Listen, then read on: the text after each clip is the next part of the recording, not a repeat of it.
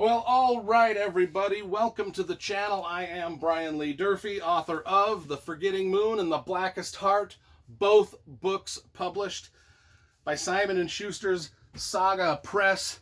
Today, I'm going to be reviewing Steven Erikson's new novel, The God Is Not Willing. And I'm telling you, folks, there's a major problem with this book, and we're going to get into it right now.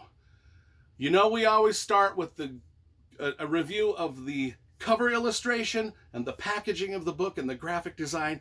That's where our problems start, is just with the book's presentation. Now, I am a huge fan of Steven Erikson. I've got every book of his in hardcover right here. Got every book of his in mass market paperback. Got every book of his on audible.com. And I'm telling you, I bought this book. It's a new release. It's his newest book, just came out this week. And I bought it. And I knew something was wrong right from the get-go. And then I went and put it on the shelf with the rest of the books. And it's tiny. It's small. It's like a small version. Like look at that. Look, this is, all of the books previously have been published in this size. And now the new book is published in this little baby size. And there's no reason for it. No reason for it. I mean, it's about the same word count as, say, Gardens of the Moon. But look, it's a different size.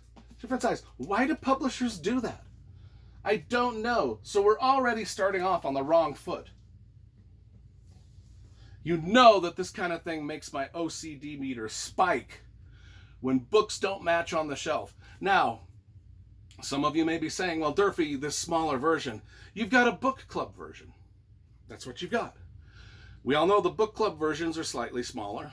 However, the reason I know this is not a book club version is because it's a new release. Book club versions usually don't come out until 2 or 3 years after the release of the book. Not only that, but book club versions don't have price stickers on the back, nor do they have price stickers on the inside flap. For instance, this is a book club book. It's small, it's the same size. It's the same size. No price sticker on the back. No price sticker on the inside flap. I know a book club version book from a non-book club version book, and so you're like, well, why is this bothersome, Durfee?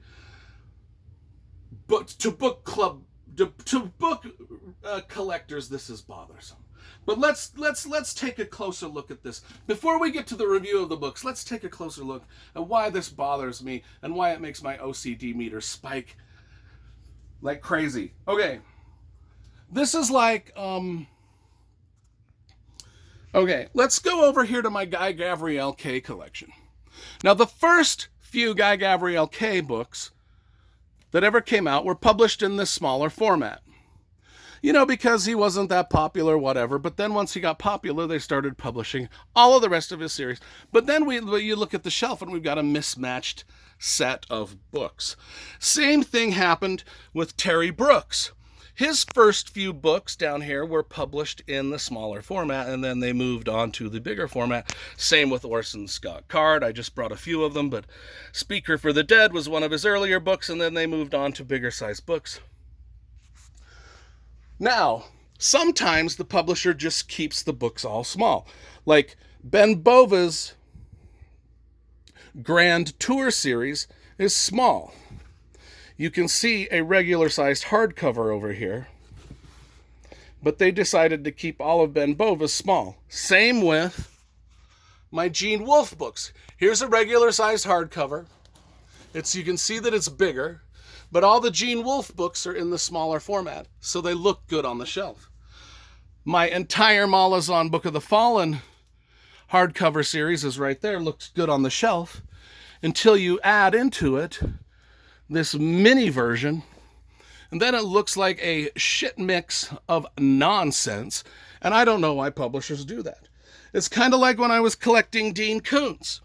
All of the Dean Koontz books were in this wonderful paperback size, and then they started publishing them in this oblong, nonsensical, stupid-ass, bullshit size, and ruined the entire thing. Same with Dune. All the Dune books were in this nice, wonderful little paperback size that everybody loved. And then they started publishing them in this bullshitty, oblong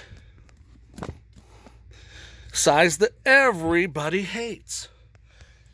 It's just one of my pet peeves, folks. So let's go back and let's just review the book itself and stop talking about my OCD problems.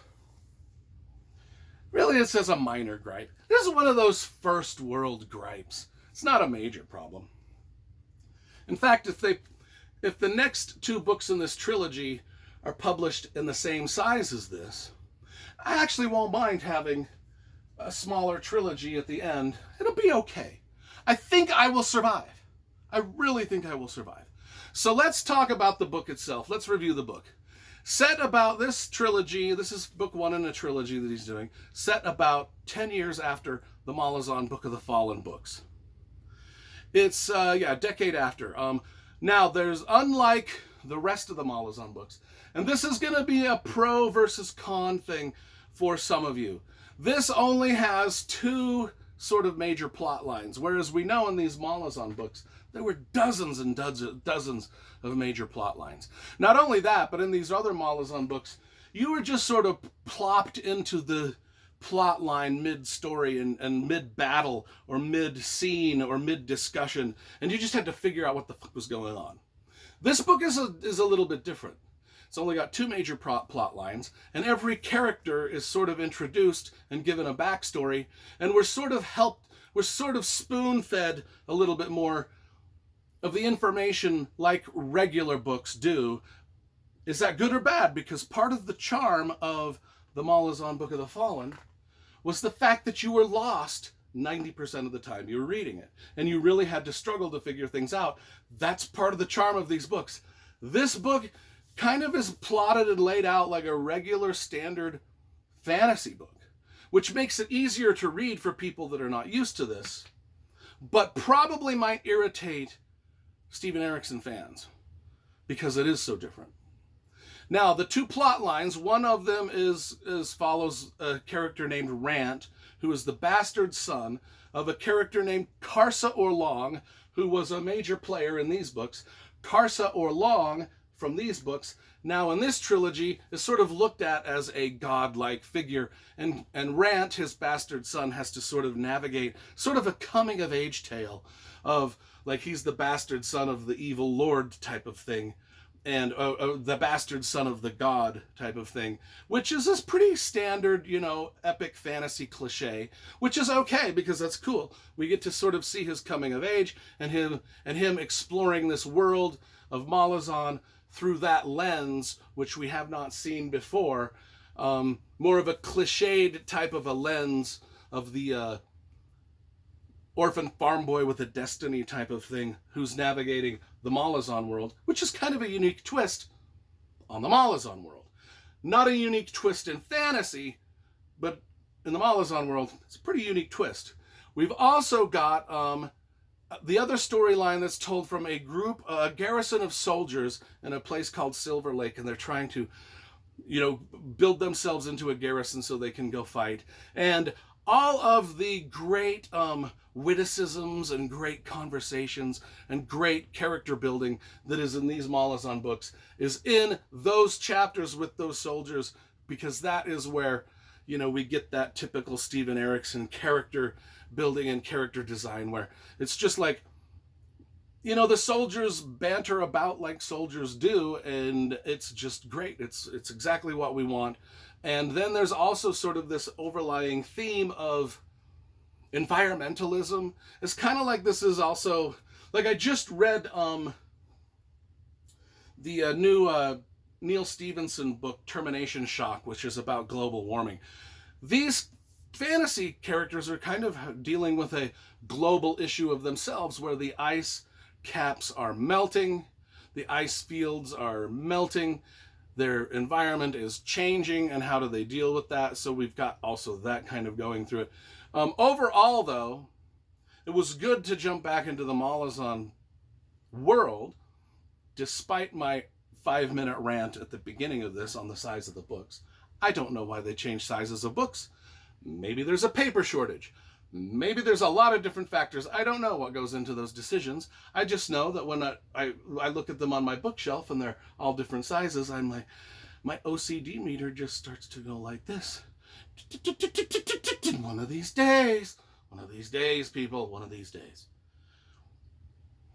Anyway, I give the new Steven Erikson book, The God Is Not Willing, a 7.5 out of 10. I'm dropping it a point because of the size of the book. And I also appreciated the charm of these earlier Malazan books of just sort of being plopped into a scene without knowing what the fuck was going on, having to figure it out. Not so much in this book because it's written in a different style. Still, all of the great Steven Erikson writing is here. His prose is on point. His storytelling is great. The world building is gorgeous. Everything is dope. 7.5 out of 10. That's a good review for this book. And I am probably, let's see, what?